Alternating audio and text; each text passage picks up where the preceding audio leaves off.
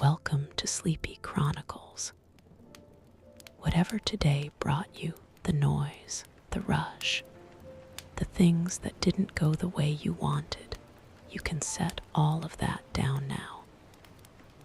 Lie back, put your headphones in, let your shoulders drop and your jaw unclench.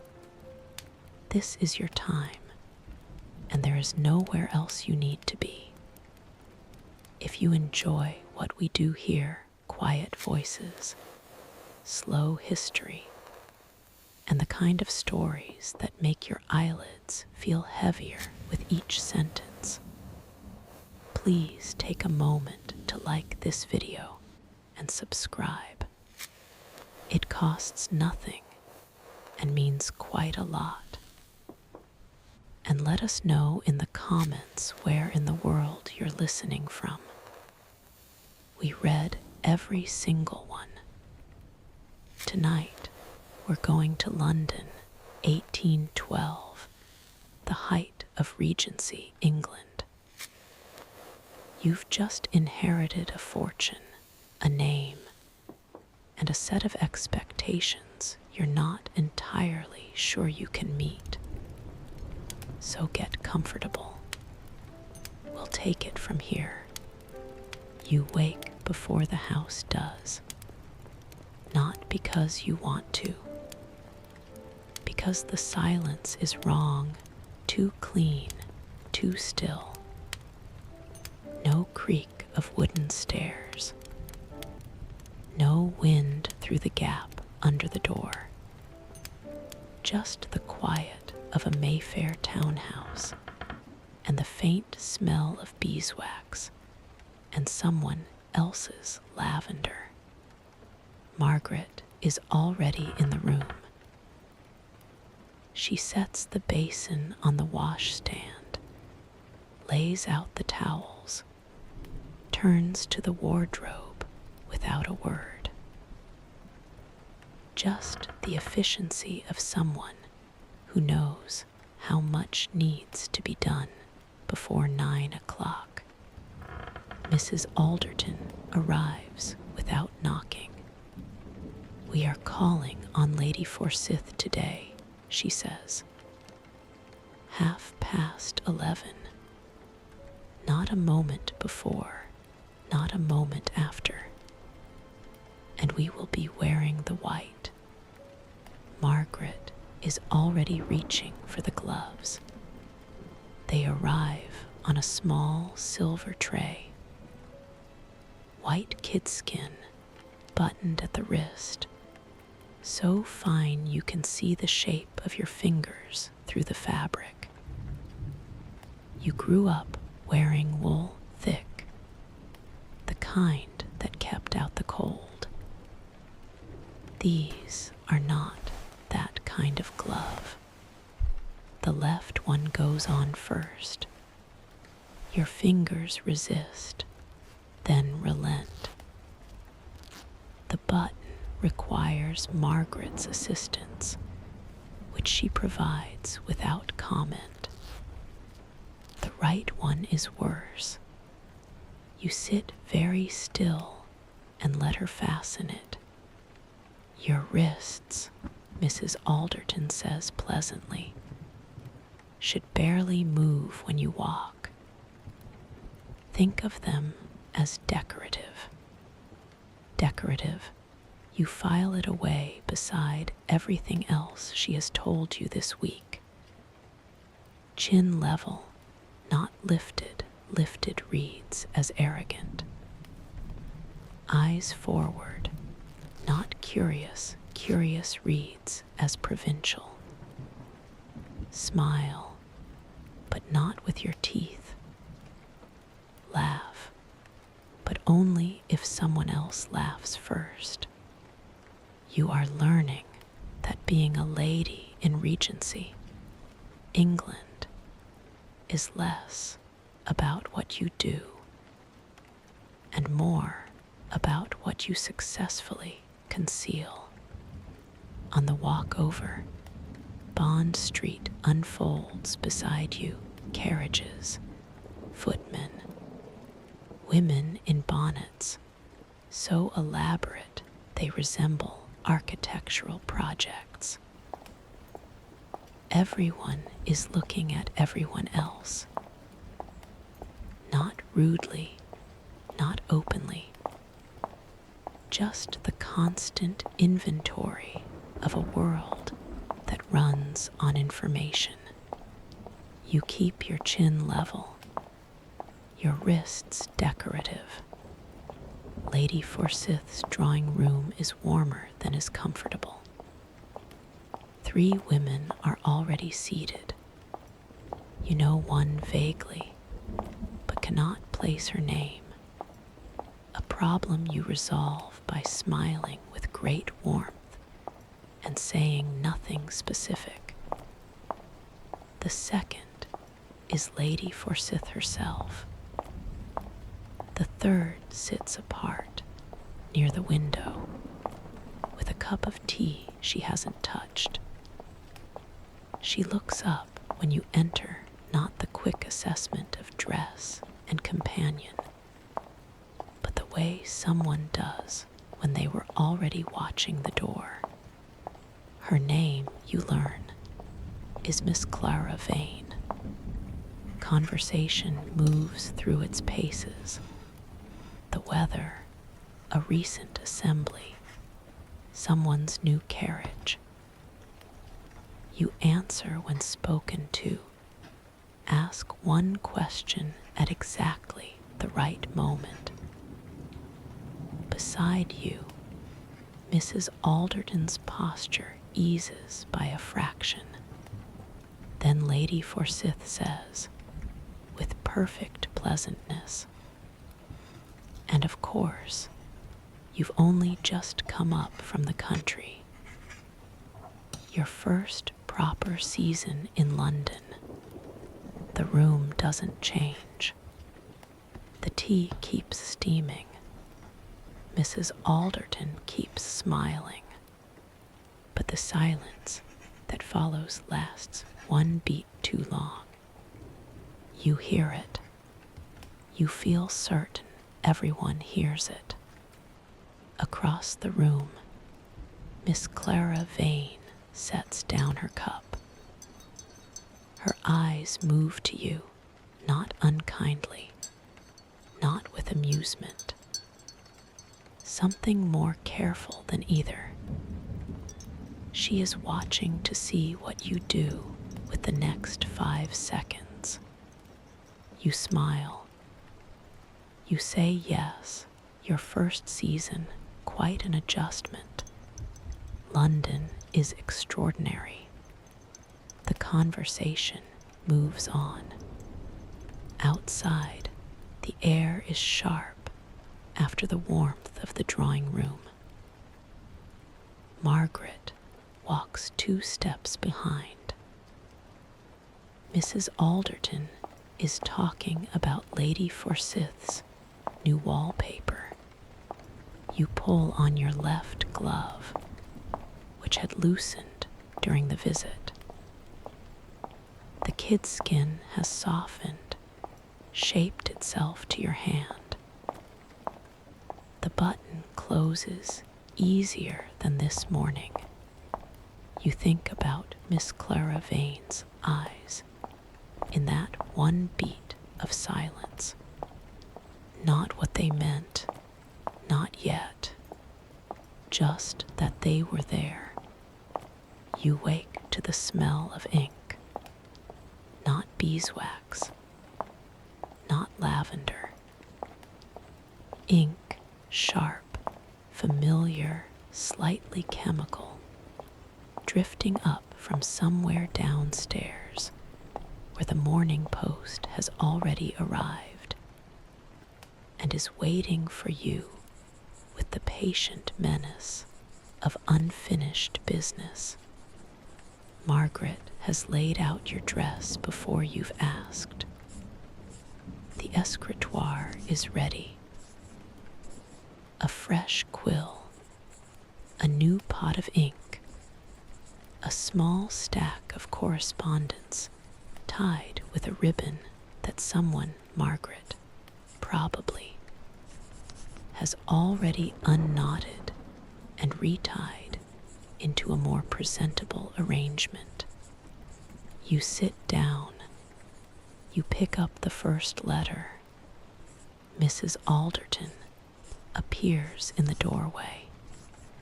"The Harrington Ball," she says, settling into her chair. She doesn't need to look at the invitation. She already knows what's in the pile. We will accept. The Pemberton dinner we will decline. Politely. Something about a prior engagement. We don't have a prior engagement.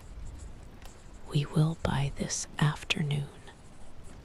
She walks you through it the way she walks you through everything methodically, without particular warmth, as though social survival is simply a matter of correct procedure. The decline must never sound like a decline. It must sound like a regret. Too abrupt, and you seem dismissive. Too effusive, and you seem guilty. The art is in the middle, a sentence and a half, a small expression of genuine sounding sorrow, and a door left just barely open. You copy the formula. You seal it. Mrs. Alderton moves on to the next one. You do not. There is a letter at the bottom of the pile. Different paper, thicker, cream-colored, with a wax seal you don't recognize. The handwriting is familiar in a way that sits below conscious thought, the way old handwriting always does. You know it before you know that you know it. You wait until Mrs. Alderton leaves the room. Then you open it. Dear Miss, I find myself in London for the season, quite unexpectedly. Your father mentioned you were to be here. If you are not otherwise engaged, I would be glad to call. Yours, etc., R. Denham. You read it twice. Then you set it face down on the desk. Robert Denham, your father's neighbor, 3 miles down the road from the house you grew up in. You haven't thought about him in months, not because you forgot, but because you made a decision somewhere on the road to London to stop thinking about things that belonged to that version of yourself. You are still looking at the letter when the second one arrives. Margaret brings it in on a small tray. It is short. The handwriting is precise, almost architectural, each letter placed with the deliberateness of someone who knows exactly how much a written word can do. Miss, there is a small musical gathering at my aunt's house tomorrow at 3. Nothing formal. I thought you might find it diverting. See Vane. You hold both letters, one in each hand, without quite meaning to. One leads somewhere familiar, and almost certainly harmless. The other leads somewhere you don't yet have the map for, but you are learning that in this city, the things without maps are usually the ones worth following. You put Mr. Denham's letter in the drawer. You call Margaret back. She appears in the doorway, and you hand her the sealed reply written quickly, without deliberating. She takes it. Then she pauses, just for a moment, the letter held at her side, her eyes somewhere slightly past your shoulder. You notice it. You say nothing. She goes. You turn back to the desk. Miss Vane's invitation sits open beside the inkwell. You read it once more, nothing formal. I thought you might find it diverting. And something in the phrasing catches, the way a thread catches on a rough edge. She thought you might find it diverting. Not that she hoped to see you. Not that it would be a pleasure. Diverting. You begin to write. By the time you finish, the ink on the acceptance is dry. You fold it, seal it, set it with the morning's outgoing correspondence. Then you pick up your gloves from the side of the desk. Left hand first, then right. The button on the left closes on the first try. The right takes two. You think about Margaret's pause in the doorway. You think about Miss Vane and the word diverting. You think, this city runs on what people know about each other. The question is never what they know. It's how. The music starts before you find a seat. This is the first thing you notice, that no one waited.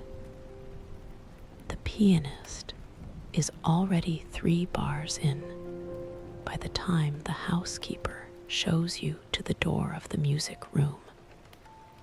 And the room is fuller than Clara's note suggested. A small gathering. There are at least 20 people arranged on chairs and settees, faces turned toward the instrument with expressions of practiced attention. Clara is not at the door. There is no one to receive you. You find an empty chair near the back. Sit down quietly and fold your hands in your lap. The pianist is very good. No one is listening. The woman to your left is whispering something to her companion behind her program. 2 gentlemen near the window are having an entirely separate conversation, conducted entirely in eyebrows. Across the room, a young woman in yellow is trying to catch someone's eye and failing. The music swells. Someone near the front shifts in their seat. You watch all of it. Clara is on the far side of the room, seated beside an older woman you don't recognize. She is not whispering. She is not exchanging glances. She is, as far as you can tell, actually listening, or doing a better impression of it than anyone else in the room. She hasn't looked at you since you came in. You are fairly certain she knows exactly where you are. The first piece ends. applause, careful, measured, just enough. You bring your gloved hands together at the correct moment, having learned by now that the timing matters more than the enthusiasm. The pianist adjusts her music. The room exhales, and then Clara is beside you. She doesn't cross the room visibly. She simply appears, the way people do when they've been moving towards something for a while, and you only notice at the end. "I'm glad you came," she says, sitting down in the chair that has just, somehow, become vacant. My aunt's musical afternoons can be rather unforgiving if you don't know anyone. Do I know anyone? You know me. A small pause, somewhat. The second piece begins. Clara doesn't turn toward the piano. "I had an interesting conversation yesterday," she says pleasantly, as though continuing a thought she'd started elsewhere. "With a gentleman recently arrived from Shropshire, a Mr. Denham. Do you know him?" Your hands stay folded in your lap. Your face stays forward. "My father's neighbor," you say. "I've known him since I was a child. He spoke very warmly of your family. He's a kind man." Clara nods, as though this confirms something she already suspected. "He mentioned he'd written to you. I hope he isn't making things complicated." You look at her then, properly, for the first time since you sat down. She is watching the pianist. Her expression is pleasant and entirely unreadable. "Why would he?" you ask. "Oh, he wouldn't mean to," she says. "He strikes me as the sort of person who never means to." She smooths a small crease from her skirt. London has a way of complicating things that were perfectly simple somewhere else. People who knew you before you arrived here, they carry a version of you that doesn't always fit. The music plays. Neither of you speak for a moment. "Is that a warning?" you ask. Clara turns to look at you. It's the same look from Lady Forsyth's drawing room. Careful, unhurried, taking its time. "It's an observation," she says. "I find them more useful." The second piece ends. The room applauds. Clara rises with it smoothly, as though the conversation has reached its natural conclusion and not been cut off at the moment it became interesting. She says something gracious about the pianist to the woman beside her and drifts back across the room. And within 30 seconds, she is on the far side again, unreachable. You sit with your hands folded and watch her go. By the time you leave, the afternoon has gone gray and cool. You stand outside waiting for the carriage and go over the conversation way you'd go over a letter you weren't sure you'd understood, looking for the part where something was actually said. She knew about Mr. Denham's letter. She'd met him, spoken to him, and then she told you, not as a threat, not quite as a kindness, as a demonstration. London has a way of complicating things that were perfectly simple somewhere else. The carriage arrives. You get in. You don't look at your gloves. The seating arrangement Mrs. Alderton had assured you was settled. It is not settled. You find this out at the moment you sit down. When you look up from your chair and find Robert Denham directly across the table, already looking at you with the open, unguarded expression of someone who has not yet learned that in London, unguarded expressions are a liability. "Miss," he says, and smiles, "I had hoped we might cross paths." Mr. Denham, you smile back, measured just enough. What a pleasant surprise. It is not a surprise. You are not sure it is pleasant. But the woman to your right is already listening.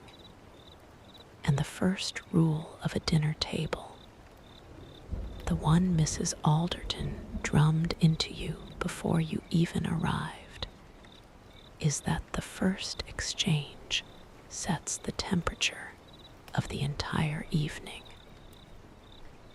Too warm and you invite speculation. Too cold and you invite worse.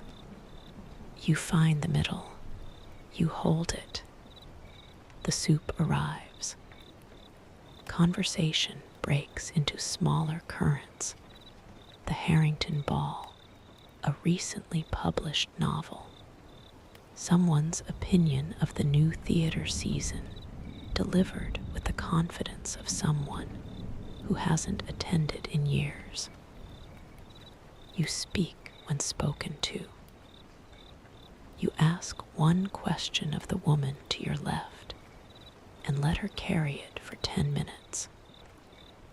Across the table, Denham talks to the gentleman beside him, and you allow yourself to notice, briefly, that he looks exactly the same as he always has, that this is somehow the most disorienting thing about him. It is during the meat course that he leans forward and lowers his voice. "I wrote to you," he says, not accusatory, just a fact offered quietly, like something he's been waiting to set down somewhere. "I know," you say. "I'm sorry I didn't reply. I wasn't sure if you'd received it." "I received it." A pause. He looks at you, and there it is, the thing you'd been bracing for without knowing it. Not judgment, just recognition. The particular look of someone who knew you before you knew how to arrange your face, and who is therefore immune to the arrangement. "I see," he says gently, and then, "It's all right." It shouldn't matter that he says it. You are 23 years old, and you have inherited a fortune and navigated 3 weeks of London society without a single visible error. The opinion of a widower from Shropshire should not land anywhere near the soft part of things. It does, though, briefly. You take a sip of wine and look at the candles and wait for the moment to pass, which it does, because moments always do. By the time dessert arrives, Denham is talking to someone else, and the table has rearranged itself the way tables do. The thing that happened during the meat course is already receding into the general noise of the evening. Clara is 2 seats down. You are not certain how much she heard. The women withdraw to the drawing room while the men remain with their port. And this is the part of the evening you have come to find oddly restful. The formality loosens by a fraction. The conversations become, if not honest, at least more interestingly dishonest. Clara finds you by the fireplace. You survived the seating, she says. It wasn't so bad. Mr. Denham is a kind man. She says it the same way you said it at the musical afternoon, returning it to you neatly. You wonder if she does this deliberately. You are fairly sure she does everything deliberately. The Harrington Ball is Thursday, she adds, without transition. Are you going? Mrs. Alderton has accepted. Good, she tilts her head slightly. Do you dance? Adequately. Clara smiles. It moves differently than her usual expressions, quicker, less considered, gone before you can decide what to make of it. Adequately, she repeats. That will do. She moves away. The men return. The evening reassembles itself. Farewells, carriages called. The particular exhaustion of a night spent performing composure for 5 hours. In the carriage, Mrs. Alderton talks about the hostess's centerpiece and someone's unfortunate choice of dress. You watch the street lamps pass and say the right things at the right intervals. At some point, you look down at your left hand. The button on the glove is open. You don't know when it happened. Sometime during the soup, perhaps, or the meat, or the moment Denham said it's all right, and you had to look at the candles. Mrs. Alderton is still talking. You leave the button where it is. The gloves are on the dressing table when you come downstairs. Margaret has laid them out, as she always does, left first, then right, buttons facing up. You pick up the left one. The button closes on the first try. You stand at the mirror for a moment and think that 3 weeks ago you needed Margaret to fasten these. You are ready before Mrs. Alderton calls for you. The Harrington Ballroom is larger than you expected, which is you are learning how everything in London works. Taller ceilings, more chandeliers, more noise. 200 people performing their best versions of themselves simultaneously. You stand in the entrance and begin to read it. There, the woman near the column glancing left, waiting for someone who hasn't arrived. There, two gentlemen by the wall whose conversation stopped the moment. A third entered. There, a young woman in pale green making a slow circuit of the floor that has everything to do with being seen. 3 weeks ago, you were the one being read. Now you are doing the reading. It is a small thing. It is not nothing. Clara finds you before you find her. Your card isn't full, she says, by way of greeting. The evening is young. There's a Mr. Whitmore looking for a partner for the next set. Sensible, well-connected, doesn't talk during the figures. A pause. You don't have to. I'm only telling you it's available. You look at her. Why do you tell me these things?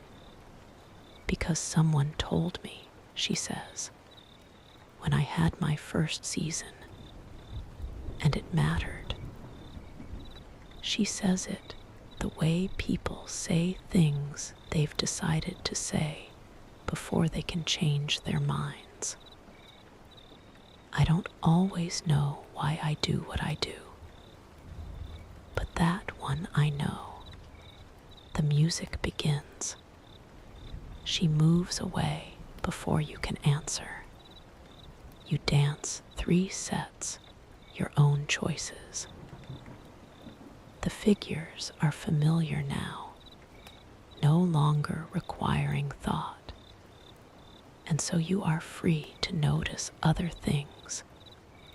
The ceiling tilting gently as you turn, the faces at the edges blurring softly as you pass. The moment it stops being an effort and starts being simply what you do. During the interval, you find a corridor off the main room, cooler, quieter, tall windows looking onto the dark garden. You press your fingertips lightly against the glass. The button on your left glove has come undone. You look at it without fixing it. Clara appears at the end of the corridor.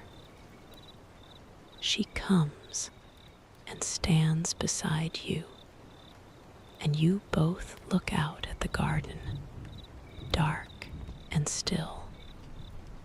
The ballroom noise muffled to something almost like music. I saw you dancing, she says. And you looked like you knew what you were doing.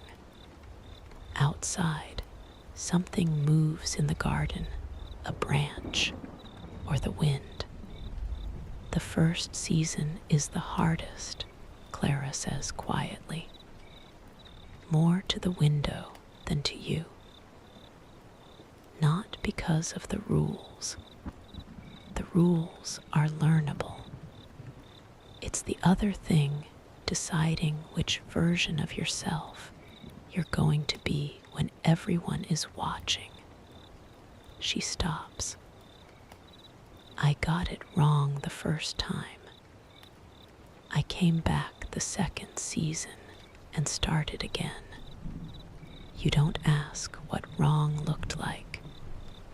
She isn't telling you the story, only that there is one. It gets easier, you ask. It gets different, she says. That's almost the same thing. She leaves first. You stay at the window a little longer, the cold coming through the glass in a way that is not unpleasant. When you return, the music has slowed. The later hours have a different quality, energy settled into something quieter, the dancing less strategic and more like dancing. You find a chair near the edge of the floor. At some point, you reach down and slide the left glove off, then the right. You set them on the small table beside you. Someone will find them later, Margaret, or a housemaid, or no one until morning. It doesn't matter. The chandeliers are very bright and very warm, and the light falls on everything softly, on the dancers and the watchers, on the flowers along the mantelpiece, on the faces of people who are tired and happy and not quite ready for the evening to be over. You let your hands rest in your lap. The air is cool against your wrists. The figures on the floor move slowly, and the music is low, and the room is very warm.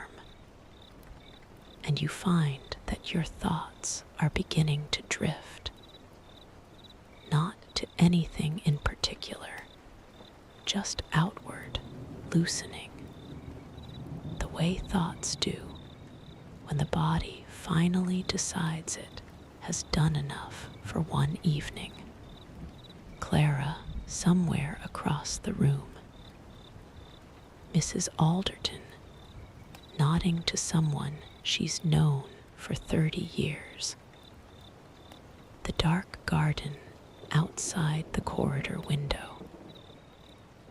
The way the steps felt when you stopped thinking about them. The sound of the music, steady and unhurried, like something that has always been playing and will simply continue after you close your eyes. The chandeliers blur a little at the edges. The left glove is on the table. You don't reach for it. You let the music do what music does.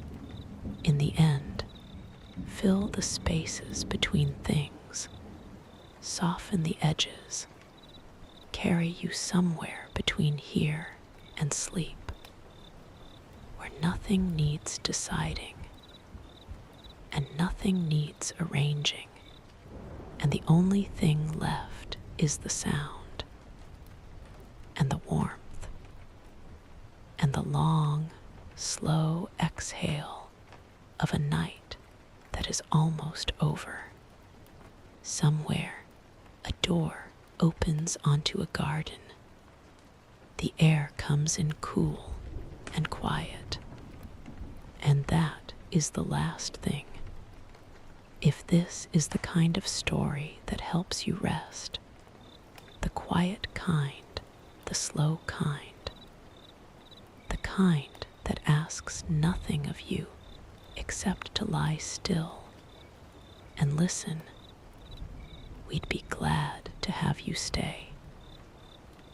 Subscribe to Sleepy Chronicles, and we'll be here whenever you need somewhere to go.